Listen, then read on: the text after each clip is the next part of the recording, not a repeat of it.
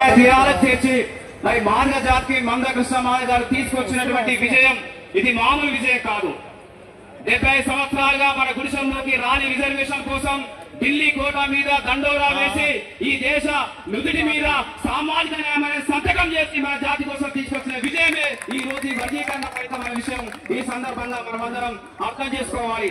ఇవాళ మనం సాధించినటువంటి ఈ ఎస్సీ రిజర్వేషన్ల వర్గీకరణ వల్ల రిజర్వేషన్ల అంశంలో దేశంలో రెండవ అధ్యయనం కొనసాగుతుంది, రెండవ అధ్యయనం మొదలవుతుందని ఈ సందర్భంగా మనం అర్థం చేసుకోవాలి. ఇక పైన ఈ దేశంలో ఎవరైనా రిజర్వేషన్ల గురించి మాట్లాడాల్సి వస్తే ఒకవైపు అంబేద్కర్ గురించి మాట్లాడతారు, మరోవైపు మన నాయకుడు మందకృష్ణ మాదిగ గారు మాట్లాడుతున్న విషయం మనం అర్థం చేసుకోవాలి. భారతదేశంలో రిజర్వేషన్లనే నాలానికి ఒకవైపు అంబేద్కర్ ఉంటే మరోవైపు మందకృష్ణ మాదిగ గారి మీద ఉంటారు అనే విషయం కూడా ఈ సందర్భంగా మనం అర్థం చేసుకోవాలి.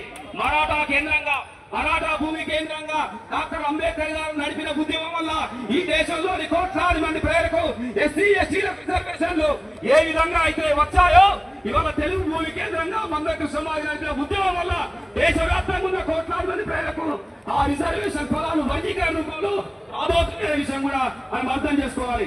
కాబట్టి ఇలాంటి చారిత్రకమైనటువంటి వర్గీకరణ ఫలితాన్ని మనమందరం నిలబెట్టుకోవాలి. ముఖ్యంగా తెలంగాణ రాష్ట్ర ప్రభుత్వం ఇమీడియట్ గా ఎస్సీ వర్గీకరణ అమలులోకి తీసుకురావాలని రేవంత్ రెడ్డి గారికి మేము విజ్ఞప్తి చేస్తున్నాం.